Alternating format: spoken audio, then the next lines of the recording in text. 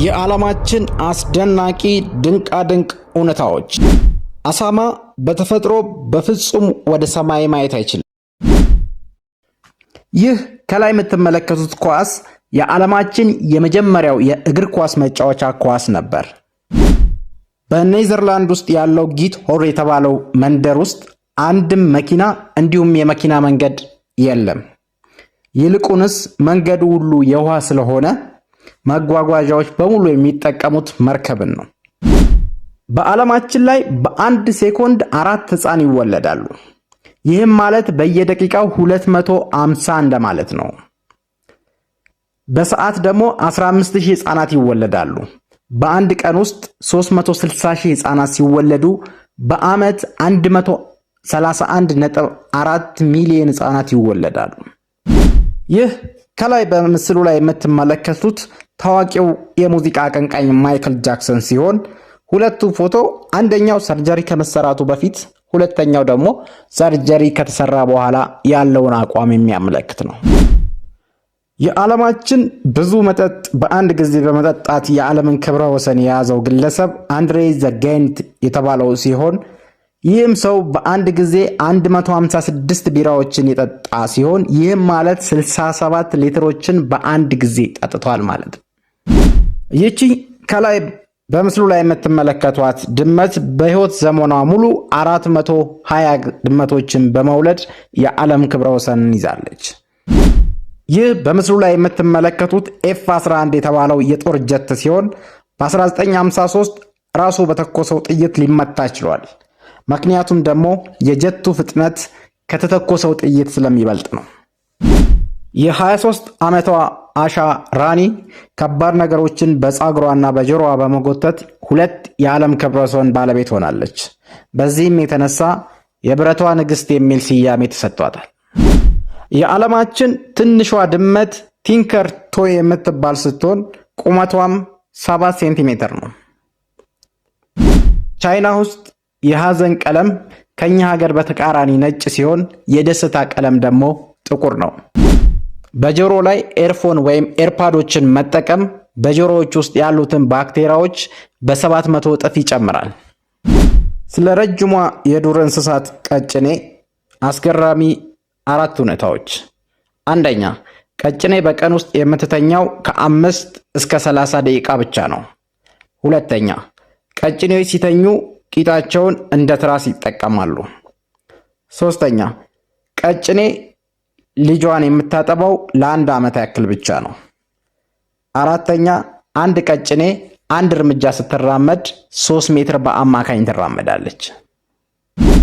የዓለማችን አጭሩ በሬ 23 ወር ዕድሜ ያለው ሲሆን ቁመቱም 50.8 ሴንቲሜትር ሲሆን 28 ኪሎ ግራም ደግሞ ይመዝናል።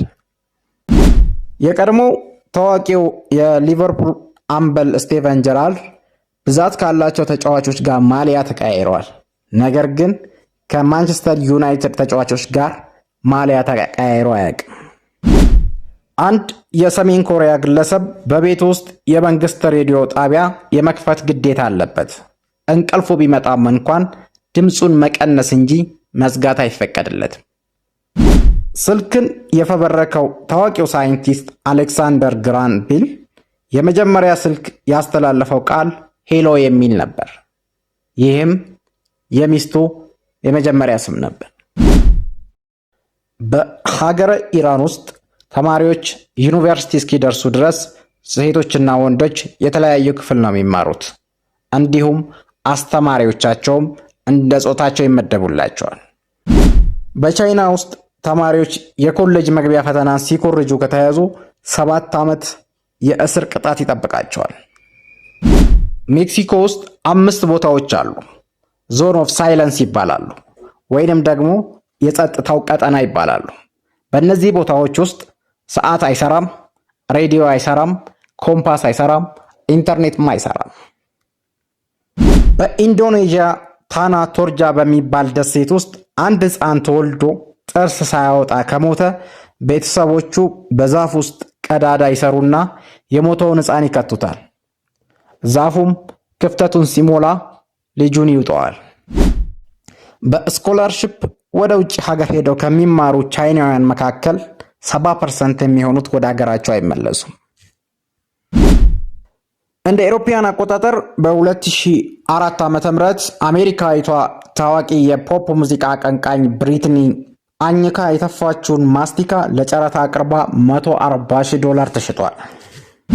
የዓለማችን አጭሩ ትዳር የሚባለው በኩዌት ሀገር ሲሆን የ3 ደቂቃ ትዳር ነው። ይህም የሆነበት ምክንያት ጥንዶቹ በተፈራረሙበት ፍርድ ቤት እየወጡ ባሉበት ሰዓት ጫማዋ ጠልፏት ስትወድቅ ባልየው ደደብ ብሎ የሰደባት በመሆኑ እዛው ተፋተው ተለያይተዋል። በኢትዮጵያና በሜክሲኮ መካከል በተደረገው ስምምነት መሰረት አዲስ አበባ ውስጥ ሜክሲኮ የተባለ አደባባይ እንዳለ ሁሉ ሜክሲኮ ውስጥ አዲስ አበባ የሚባል አደባባይም አለ። ከፍ ያለ ተረከዝ ያለው ጫማ ወይም ደግሞ በተለምዶ ሂል ጫማ የምንለው ለመጀመሪያ ጊዜ የተሰራው ለወንዶች ታስቦ ነበር። ይህም ሂል ጫማ በጊዜው የወንዳ ወንድነት መገለጫ ተደርጎ ይታይ ስለነበር ነው።